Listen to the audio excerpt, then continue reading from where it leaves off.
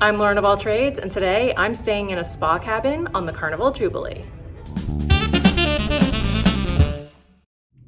On this cruise, we are booked in a spa cabin, specifically a balcony, but there are also interior cabins in the spa category.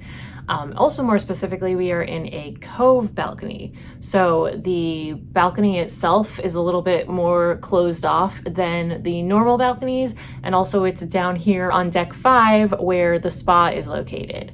So we're going to see what it's like to have the additional access to the spa that doesn't come with the regular cabins on board. And I'll report back at the end of the cruise.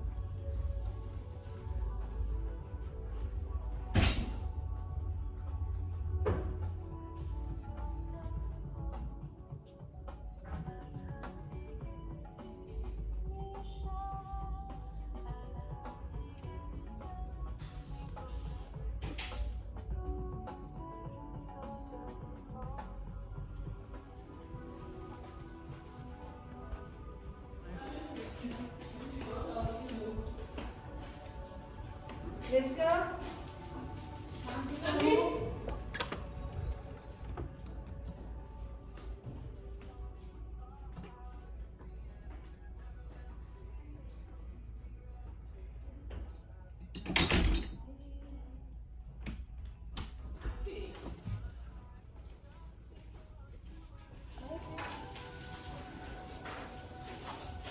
There, see the sign.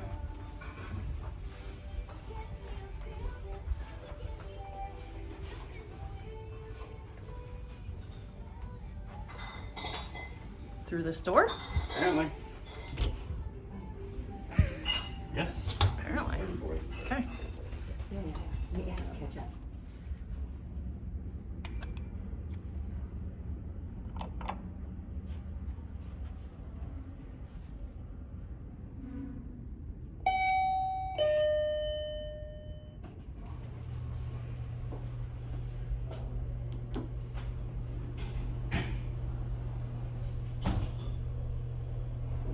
Jack 5.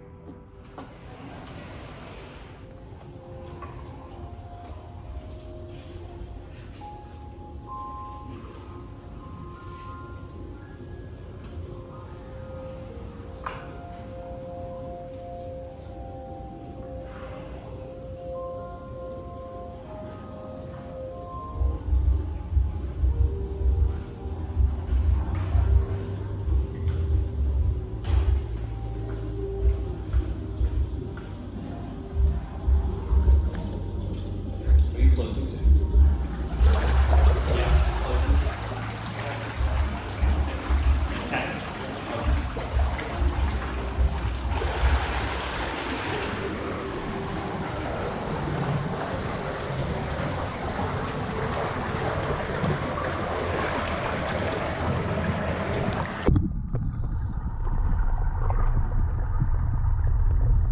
So that was the thermal suite in the Cloud 9 spa on the Carnival Jubilee. So we had a thermal pass or access by booking a spa cabin. More information on that cabin is in a different video. I'll link it in the description, probably put it at the end of the video. And if you're really impatient, I'll put it up here for you too, if you wanna click over to that one. That I'm not gonna touch on specifically the cabin benefits in this video, but just going over the thermal suite. I really liked that. For some reason, I don't know if this is the case on all cruises, this is the first time we've done anything spa related, but the hot tub in the thermal suite was never crowded. That may have to do with the fact that there's no bar service and that a lot of chattering is discouraged, so maybe that's less fun for people. Maybe it gets boring really quick, but it was great that we could just go to a hot tub anytime. We didn't have to worry about it being sunny and putting sunscreen on. I get really cold when I get out because of the wind, so I didn't have to worry about that either. And yeah, just the fact that there was space every time that we went was amazing. Yeah, I don't know if that varies by cruise. You let me know in the comments what your experience has been with that. The other spaces in there was a like Himalayan sea salt sauna, and that was kind of cool. It was a cool idea. It was really pretty because the salt was lit up. I'm not really it's not really my thing, but I tried it out. I also checked out the steam room, which seemed to be on a cycle. I don't know if it was timed or based on temperature in the room. The temperature didn't really make sense, so it seemed like maybe it was on a timer, but I really have no idea. So sometimes you go in, there's no steam in there at all, and then sometimes you'd sit there for a couple minutes and suddenly there was tons of steam. You couldn't really even see across the room. It was like super foggy. Maybe it is temperature based, and it's if people open the door a lot, it cools off enough so that the steam actually comes on. And then there was the like aroma sauna. I don't know, I forget what it's called. I have video of it.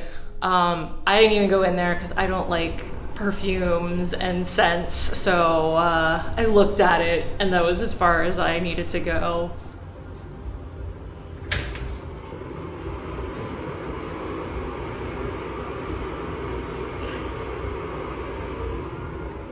It's like a cloud of smells.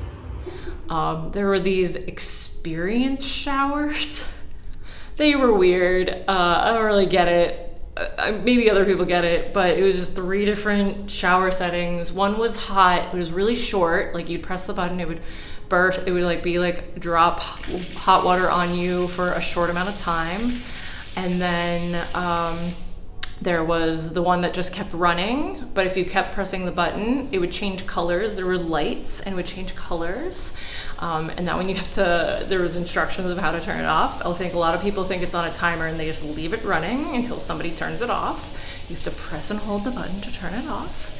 And then the last one is a cold kind of mist. It's a little bit stronger than a mist, but you press it and it's again just like a short burst, and it's cold just to cool you off. It was kind of cool. I think it would have been more effective if I could reach the buttons while I was standing, because the idea of the middle setting was that the lights could change, but I had to really lean out of the water in order to do that and like look at where I was trying to press the button. So yeah, the space was a little too big in my opinion. Overall, the space really needed more hooks, and also hooks that were higher so that you could hang your robe easily. A lot of people would put towels on chairs instead of on hooks because there weren't that many hooks, or they weren't convenient to where you were trying to put your towel. So chairs were kind of being occupied for no reason.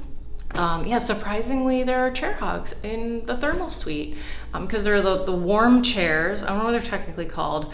Those were surprisingly luxurious. I was like, this is nothing, right? And then I loved it, actually. But yeah, people would leave a towel or their robe claiming their thermal chair while they went in the sauna. That's crazy to me. If you're gonna spend 10 minutes in the sauna, like just vacate your chair. Anyway, and then yeah, so the chairs were surprisingly cool. And then the hot tub kind of had like different areas. There was some seating that just had very gentle jets. There was one area that had jets that pointed up that I think was intended for you to like float on. I'm not sure. That's what I decided that was intended for. A little like an area that was a chair that you could sit out of the water a little bit, which is nice because you could be warm but not too warm. And then there was the weird pommel horse thing on the side that I couldn't figure out what it's supposed to be for. Maybe it makes sense, maybe it's for sitting, and that the hot tub's really designed to be more full and then you can dangle your feet in it. I don't know, I couldn't figure that one out. And that about covers it. There are clean towels in there for your use, so you don't have to bring towel with you. There's also showers in the spa which are public use. There's the experience shower if you want to just rinse off. And then there is the express elevator. I've nicknamed it the warp elevator. I don't know if they have a technical name for it. I call it the warp elevator. That just goes between deck 5, where the thermal suite is, up to deck 17, where additional spa cabins are, so that those people can get down without having to fight crowds for the elevator. It doesn't stop at any of the floors, so it goes really quickly. I actually ended up utilizing it, and I explained that in my cabin video, so I'm not going to explain that again here. But yeah, it was a nice touch that people who want the regular balconies up top are able to get down to the spa without too much trouble. Overall, I liked the thermal suite. I didn't take advantage of the other benefits that come with the cabin, so if I ever feel like I want to do the thermal suite again, I might just pay for it and see if that's kind of any different in any way. I don't think it is. And then I get to really handpick where my cabin is instead of being limited to where the spa cabins are. That's it for me and the thermal suite at the Cloud9 Spa on the Carnival Jubilee.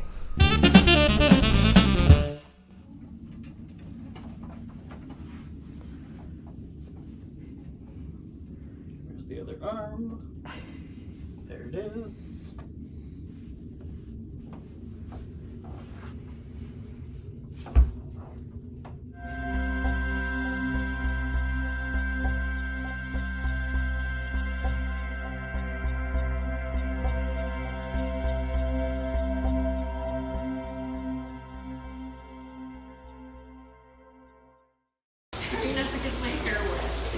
That's why I was standing like a crazy